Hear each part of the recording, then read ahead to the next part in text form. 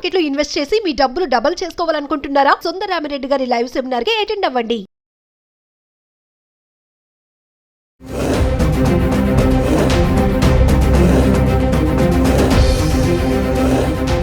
నమస్తే, welcome back to Suman TV. ప్రస్తుతం మనతో పాటు ఉన్నారు consumers affairs committee chairman Mandadi Krishnareddy గారు. నమస్తే సార్. నమస్తే అమ్మా. సార్, ఈ పహల్గామ్ దాడి తర్వాత మరి భారత్ ప్రభుత్వం పొరుగు దేశమైనటువంటి పాకిస్తాన్పై కొన్ని ఆంక్షలు విధించింది. ఇందులో చూసుకుంటే ఈ నేపథ్యంలో పాకిస్తానీ యూట్యూబ్ ఛానల్స్ని కూడా బ్యాన్ చేసింది. అందులో కొన్ని డాన్ న్యూస్, ఇర్షాద్ వాతి, సామా, ఆరి న్యూస్, బాల్ న్యూస్, రఫ్తార్ అని కొన్ని ఛానల్స్, అంటే వీళ్ళు తప్పుడు ప్రచారాన్ని కొంచెం మత సామరస్యాన్ని రేకెత్తిస్తున్నట్టు విధంగా ఉంటున్నాయని చెప్పేసి కేంద్రం బ్యాన్ చేయడం జరిగింది. దీన్ని ఎలా చూడొచ్చు అంటారు? పహల్గామ్ జరిగిన తర్వాత విష ప్రచారం చేయడంలో పాకిస్తాన్ ముందుంటుంది. అంటే ముందుగానే తయారీ రెడీగా ఉంటుంది. మనం ఇది జరగబోతుందని తెలుసు వాళ్ళకి. ఇది జరిగిన తర్వాత ఇండియా నుంచి పెద్ద రియాక్షన్ వస్తుందని తెలుసు.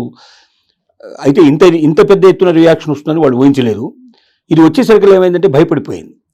వాళ్ళ దగ్గర ఆయుధ సంపత్తి లేదు, సైన్యం గొప్పగా లేదు, ఆర్థిక పరిస్థితులు చాలా ఘోరంగా ఉన్నాయి.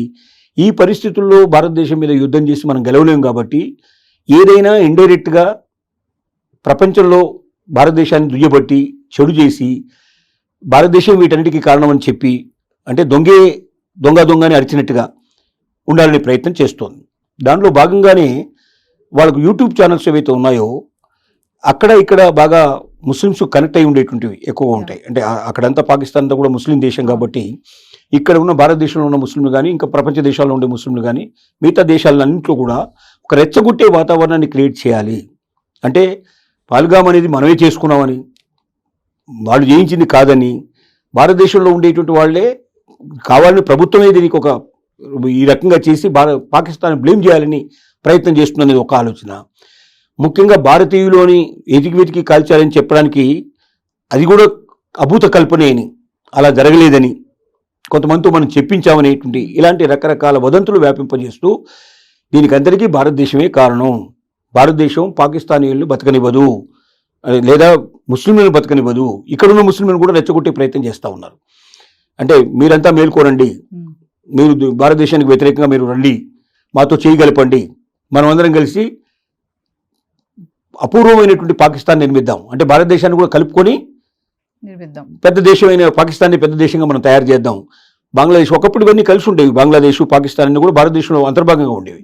ఇప్పుడు మళ్ళీ అలాంటి పాకిస్తాన్ని మనం నిర్మిద్దామని చెప్పి వాళ్ళు ప్రయత్నాలు చేస్తూ ఉన్నారు. దీని మీద రోజుకు ఒక 10 కథనాలు 15 కథనాలు ఒక్కొక్క యూట్యూబ్ ఛానల్ రకరకాల కథనాల్ని అవే తయారు చేసి అవే వండించి వడ్డించే పరిస్థితికి వచ్చారు.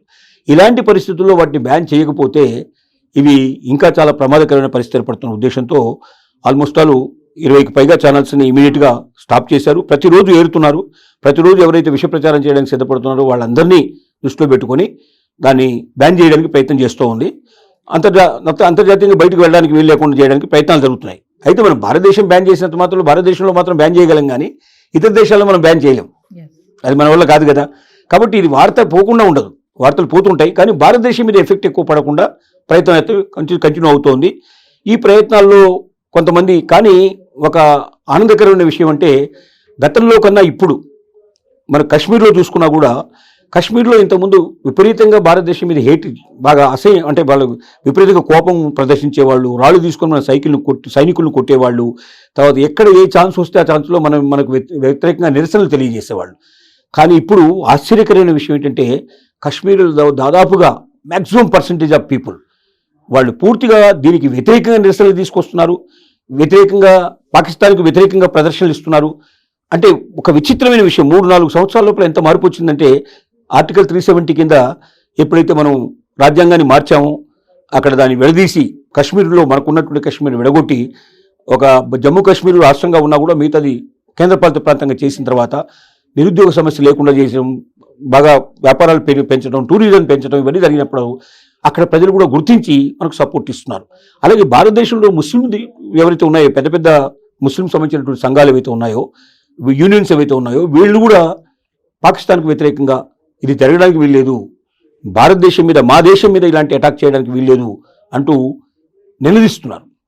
ఇది ఒక చాలా అద్భుతమైన విషయం, చాలా గొప్ప మార్పు కింద లెక్క. ఎందుకంటే ఇంతకుముందు ఇక్కడ పాకిస్తాన్ క్రికెట్లో గెలిస్తే ఇక్కడ స్వీట్లు పంచుకునేవాళ్ళు, అలాంటి ప్లేస్లో ఇవాళ పాకిస్తాన్ మీద ఒక కోపాన్ని అసహ్యతను తెలియజేయడానికి ముస్లిం సంఘాలు కూడా ముందుకు వస్తున్నాయంటే ఇది అందరూ ఆనందించాల్సిన విషయం. భవిష్యత్తులో కూడా ఇది ముందుకు వెళ్ళాలి. ప్రభుత్వాలు కూడా మేల్కొని ముఖ్యంగా ముస్లింలకు ఎక్కువ తోడ్పాటు ఇచ్చి వాళ్ళను కూడా మనం పైకి తీసుకొచ్చే ప్రయత్నం చేస్తే డెఫినెట్గా ఇది గౌరవనీయంగా ఉంటుందని నా ఆలోచన. సార్ ఇందులో మాజీ క్రికెటర్ షోయబ్ అఖ్తర్ది కూడా ఉంది అంట ఛానల్. అది కూడా అంటే ఇదంతా కూడా సోషల్ మీడియా వల్ల కూడా కొంచెం జనాల్లో మళ్ళీ ఎంత ప్రభావం ఉంటుంది బాగా అనేసి ఇవన్నీ బంద్ చేయడం జరిగిందంటారా? అంటే పాకిస్తాన్లో ఒకటి ఏంటంటే మనిషి గౌరవం ఎక్కడ పెరుగుతుంది పాకిస్తాన్లో అంటే ఎవడైతే భారతదేశానికి వ్యతిరేకంగా మాట్లాడతాడో, ఎవరైతే బాగా భారతీయుల్ని కించపరిచేట్టుగా మాట్లాడతారో, వాళ్ళ మీద దురుద్దేశపూరితమైనటువంటి కల్పితాలు చేస్తారో, దుర్భాషలు ఆడతారో వాళ్ళకి ఎక్కువ జైకొట్టే ప్రయత్నాలు ఉంటాయి. అంటే మొదటి నుంచి అట్లా తయారు చేసింది. అక్కడ ఉన్నటువంటి ప్రభుత్వాలు అట్లా అసహ్యంగా మాట్లాడటం, అక్కడ ఉన్న నాయకులు అలాగే చేశారు, అలాగే మత పెద్దలు అలాగే చేశారు. అందరూ ఒక రకంగా, ఎందుకంటే భారతదేశం చూస్తుండగానే ఎదిగిపోయింది, పాకిస్తాన్ ఏమో డౌన్ అయిపోయింది, తర్వాత బంగ్లాదేశ్ విడగొట్టబడింది. ఇక్కడ ఒకవైపున ఆక్రమిత కాశ్మీర్ వాళ్ళు వ్యతిరేకంగా ప్రయత్నం మొదలుపెట్టారు, అంటే మాకు సపరేట్గా కావాలని కోరుకుంటున్నారు. సింధు ప్రాంత వాసులు, బెలూచిస్తాన్ వాళ్ళు, పంజాబ్ వాళ్ళు ఎక్కడికక్కడే మాకు వేరే దేశం కావాలని కోరుకుంటున్నారు. ఇదంతా భారతదేశం యొక్క ప్రభావంతో ఇదంతా జరుగుతుందని వాళ్ళ ఆలోచన. అందుకోసమని భారతదేశం మీద విషయం చెమ్మేటువంటి నాయకుల్ని కానీ, క్రికెటర్స్ని కానీ, ఎవరైనా మంచి సెలబ్రిటీస్ కానీ వీళ్ళందరికీ బాగా పట్టం కట్టే అవకాశం, వాళ్ళని జైగొట్టే అవకాశం ఉంటుంది. అందుకే షోయబ్ అఖ్తర్ కూడా అదిగాక మనకు ఇప్పుడు ఇక్కడున్న సానియా మిర్జా తోటి ఇప్పుడు తెగదింపులు జరిగిపోయినాయి. అది కూడా ఒక రకమైన బాధాకరమైన విషయం. ఎందుకంటే భారతదేశంలో ఉంటుంది కాబట్టి సానియా మిర్జా భారతదేశం మీద విషయం కక్కితే అదొక రకంగా సంతోషం. ఏమి చేయలేని వాడు ఏం చేస్తాడు, ఇంకెంతకన్నా ఏం చేస్తాడు. కాబట్టి అలాంటి విషయాలు కూడా దీంట్లో ఉండే అవకాశాలు ఉన్నాయి. అంతే తప్ప దీనివల్ల పెద్దగా వచ్చేది ఒరిగేది ఏమి ఉండదు. Thank you. నమస్తే.